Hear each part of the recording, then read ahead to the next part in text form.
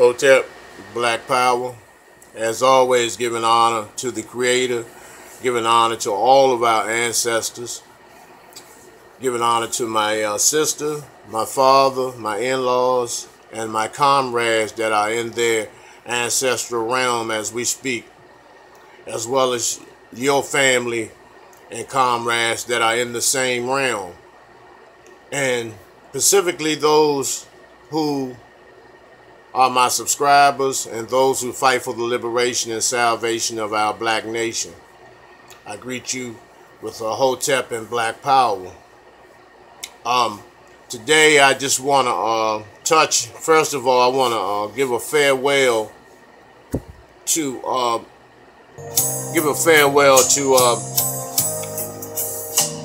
brother, the great barber Dick Gregory, and I wanted to give my personal farewell besides waiting for an audience or some type of attention or crowd to show my appreciation and pay my respects to the great barber. And also before everything is so bombarded where everybody wants to do a video, at one time.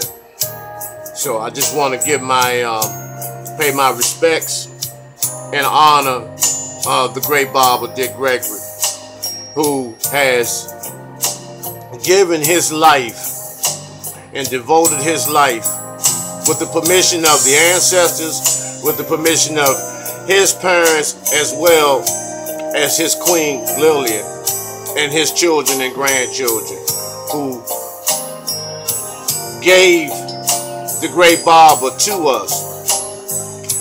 So we wanna praise the Creator as well as the ancestors, and we ask that the ancestors open their hearts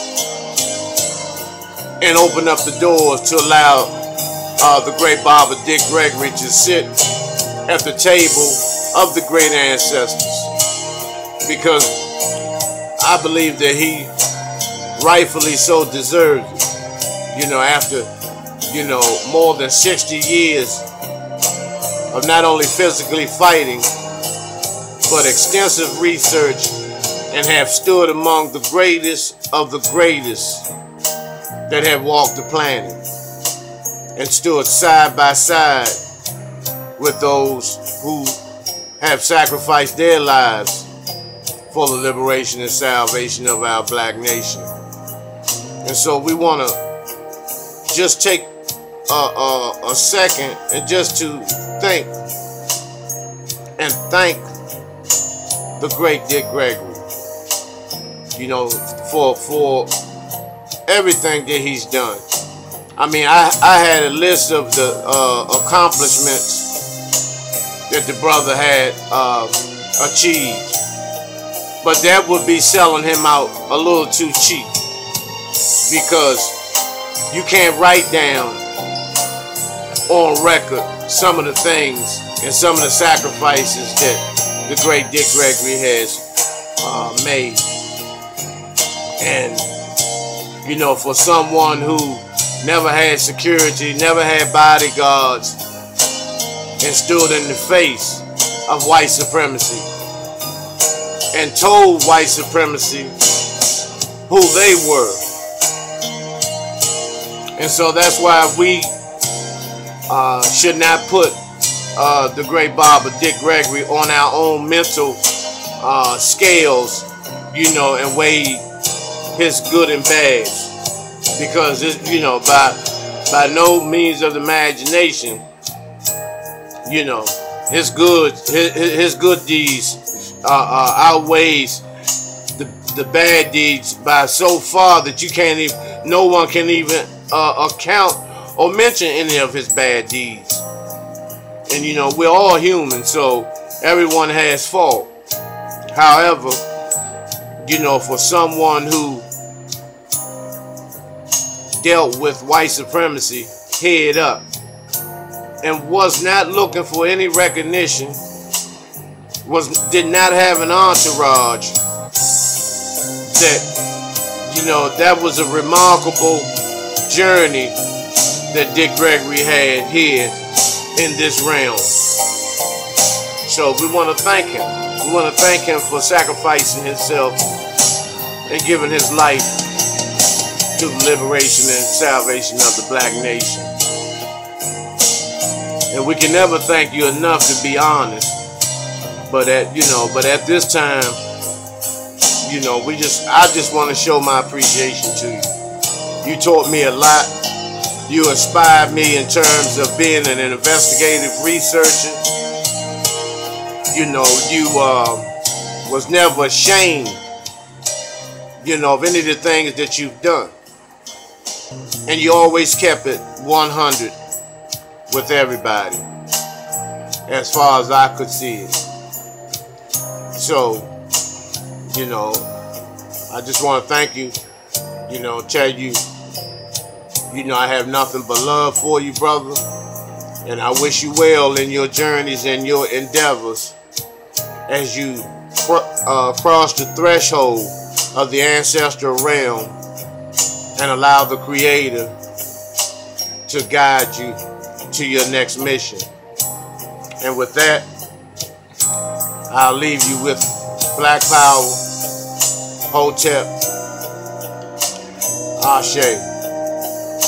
And also, I'm getting ready to talk a little bit about this brother Darren Seals from Ferguson, Missouri, who was one of the strongest young activists to me in history, that was assassinated by Ferguson police. And I'm going to get down with that shortly. Stay tuned. Brother Darren Seals, who was assassinated by Ferguson police a couple of years ago, was one of the strongest revolutionary youth activists of our generation. This brother has a remarkable story, in terms of how he stood up in the face of white supremacy. From being shot 7 times, recovering from those 7 gunshot wounds, and vowed to never to return to the streets again, that he would sacrifice his life to help his people and to uplift the youth in Pacific, but black people in general. He was very unapologetically African and a warrior. And what he done when he survived the gunshot wounds and gave up, being in the streets, he landed a job at a GM plant, working 12-hour shifts. He purchased a vehicle. He gave out Kwanzaa gifts and Christmas gifts to underprivileged children in the hood in the Ferguson area. He created a organization called Hands Up. And he was not afraid of the police. And see what happened with Darren Seals when the Mike Brown assassination took place. Mike Brown's mother embraced Darren Seals and instructed Darren, to continue to fight for her son. And that's what Darren did. He stood in the face of Ferguson police, never letting up. And during the rallies and protests that they had in Ferguson, what George Soros, what he done, this cracker created an organization to overshadow Hands Up and all other grassroots organizations called Black Lives Matter, which they had larger banners. It was ran and funded by George Soros, but operated by the LGBT community. So it just really overshadowed all of the true black revolutionary organizations and movements that were in Ferguson, which infuriated Brother Darren Seals. And he was very, very open and spoke about it. After he spoke about it, after the Ferguson riots or whatever, the uprising, Darren Seals was constantly harassed by Ferguson pigs, by white Ferguson pigs. He, along with his little brother, were constantly pulled over, thrown out of his vehicle, laid down, at gunpoint, along with his 14-year-old little brother, for imaginary and phantom reasons. They tried to put trumped up charges and bogus reasons on why he was pulled over and treated like an animal. And when he stood in the face of those pigs, he was ultimately assassinated. He was shot in the head and the vehicle was set on fire. And so we want to not forget about these things. And we have a serious habit, because we're experts in moving on when we are violated by crackers. We are experts in moving on. Let's go ahead and move on. Let's forget about this. Let's forget about that. If only we had that same attitude and motivation to move on when someone looks like you violates you, then we'd be much better off as a people.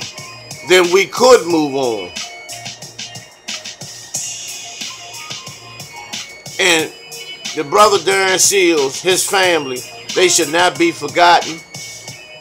They should always be remembered. They should always be supported. Because this brother laid his life out on the line and gave his life for the liberation of our people. Because he could have easily went back to the streets and continued to hustle and been part of the problem in the black community. But he made some significant changes into cleaning up the neighborhood, dropping knowledge, raising the level of consciousness with the bangers and all the brothers and sisters in the belly of the beast.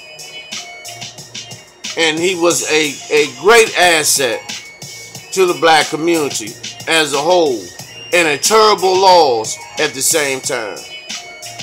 So, we wanna just give that brother honor and not let his work go in vain, and not let his mission and his commitment to saving the youth just be brushed under the rug. So, Brother Darren Seals, I greet you with the words Hotep and Black Power and Ashe at the same time. Did y'all also know that it was the great Michael Jackson's birthday today, And, we know he was murdered as well, but, we want to celebrate, Michael Jackson, how powerful the brother was. Words can never say, you can never explain in words about the greatest entertainer that ever lived on the planet in the history of the existence of the planet Earth. The greatest entertainer. The blessing was that he was melanated. Although it didn't appear like that towards the middle and the end of his stay here. I believe that was just some experiments gone bad, and some low self-esteem and self-hatred, not understanding what melanin was.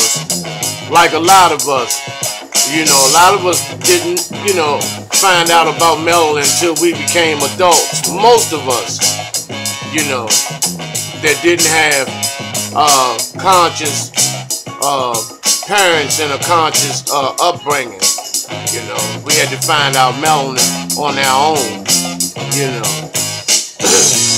you know, the Ed Sullivan Show, 1969, is when they made their debut, the Jackson 5. You know, which, you know, coming up, you know, every black man wanted to be like Michael Jackson in some way, or the Jackson 5, or some of their attributes and characteristics. You know, you can play like you don't, you know, and let your ego get in the way, but deep down inside, you know you did. You know, if you're my age anyway, you know, so, you know, I just, you know, have a lot of love for Michael Jackson. I didn't understand him early on, you know, but towards his, when he began to get conscious, that's when I began to look at Michael Jackson in a whole different light. I'm going to go into the murder of Michael Jackson, the assassination of Michael Jackson, which, you know, nearly 10 years ago, I had done the assassination of Michael Jackson, you know, at various lectures that I've done with Brother Darren Muhammad, Brother Sarah Sudan-Seti, Dr. Umar Johnson, Brother Dawa Israel, and several other people that, you know, I shared the lecture forum with, and I talked about the murder of Michael Jackson, you know, and how powerful he was. A lot of people don't know the things that he went through and how wealthy he was. Now, take this for example. You were hearing Cracker saying that he was broke. And then when he passes on, the Sony catalog is sold back to the devils for several $100 million by the family. So how could he have been broke with the Sony catalog having nearly 1,000 artists on it with thousands of songs, you know, where Michael Jackson was receiving millions of dollars because he owned 50% of the catalog, meaning all the artists in the catalog, every time anything that they had done, Mike received 50% of it. So Mike was up like $2.5 billion at the time of his murder. You know, I have actual autopsy photos where he was beaten to death. It wasn't no propofol and Dr. Conrad Murray and all of that bullshit. You know, but I may do another assassination of Michael Jackson lecture, you know, in the near future. But at this time, I just want to, you know, celebrate, you know, his born day. You know, that, you know, it was more children than the children that they had. I believe it was 11 children. You know, Marlon had a twin that passed. I believe he made it a couple of days at birth, or shortly afterward he passed. As well as they have another brother that's right under Jackie, that he doesn't want anything to do with the family, and he's always stayed out of the limelight. I'll reveal that name to you at a later time. But it's more to the Jacksons than you can imagine. You know, however, Michael was, you know, sent and divinely molded by the ancestors to come and bring music and life you know, and happiness, you know, to the planet. And we have to be, you know, and for most of his life, we were extremely ungrateful. Extremely ungrateful. You know, he was taken for granted. And, you know, we missed out on the best was yet to come with Mike. Because I believe he was going to start the process of becoming conscious. I believe he began to become so interested and infatuated with black consciousness that, you know, he had made his shahada, meaning Islamic shahada, becoming a Muslim. And for those who don't know, you slow, they don't know what the shahada is. That's the same thing as being a Christian and being baptized. And so, you know, Jermaine was in his ear, just trying to get him to raise his level of consciousness. And I don't believe that he would have stopped there at Islam, you know, because he had a love for Kemet. Because one of his videos with Eddie Murphy and several other people that were in the music video, it was filmed with a comedic scene and they were in comedic dress. So, you know, it's a lot of signs to things that we may not see at the time, because, you know, a lot of our people are ahead of their time, you know. And the way that you find that out is when someone comes through and gives information that you may not be able to comprehend at that time, and you comprehend it at a later time, meaning that that person was ahead of their time, you know. So, you know, but giving Mike his props, you know, at the 25th anniversary of Motown, you know, he came out with the moonwalk, which he did not invent. For those who don't know, Michael Jackson did not invent the moonwalk. The moonwalk was created in the 40s by some of our greatest tap dancers and entertainers during that era. But during the 70s and 80s, a brother by the name of Jeffrey Daniels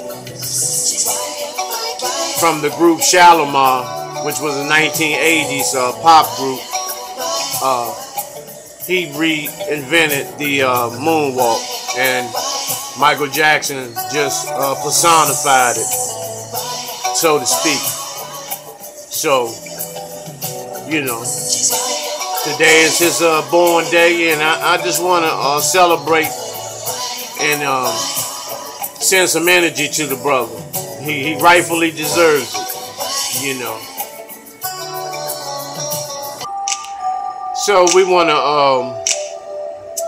you know, honor him today. So if you get if you get just 1 minute, you know, take a minute out of your time, you know, or several minutes, and, you know, play a, you know, Michael Jackson song, you know, or just yell out Ashe, or just yell out Michael Jackson, you know.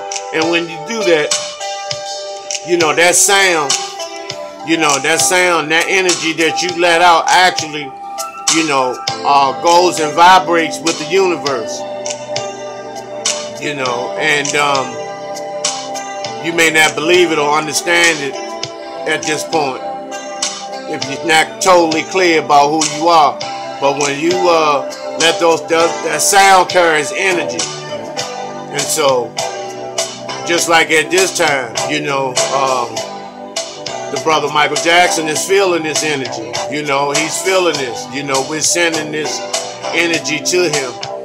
You know, positive, strong energy, so he can continue to move among the ancestors. You know, and touch us in return, because it's a give and take situation. You know, so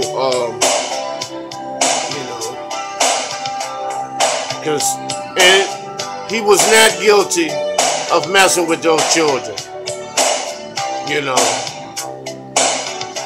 I work with children. So I know if someone wants to actually set you up, it would not be hard. And people, the public will take the side of the accuser. You know, the accuser. You know, and but I say this to people who are in child care, you know, be very, very careful. I've been blessed. I work, you know, I deal with, you know, teenagers. But those who, you know, work with younger preteens and what have you, especially brothers who deal with female children, be very, very careful. You know, because if Michael Jackson wasn't Michael Jackson, or he didn't have any money, none of those charges would have never surfaced.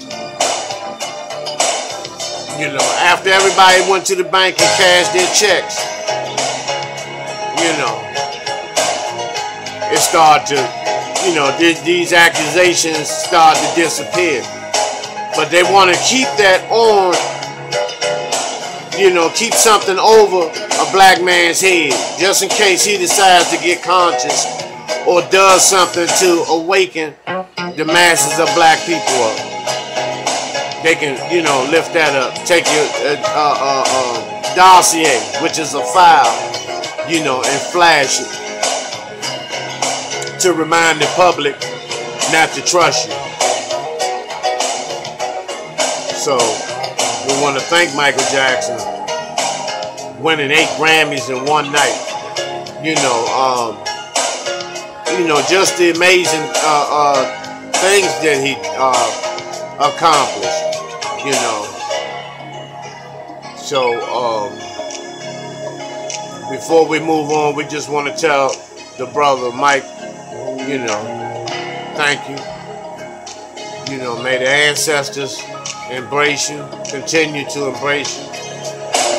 You know, may you continue to give us energy and guidance so we can have the energy and understanding to continue to do this for you. You know, so Hotel, Black Power.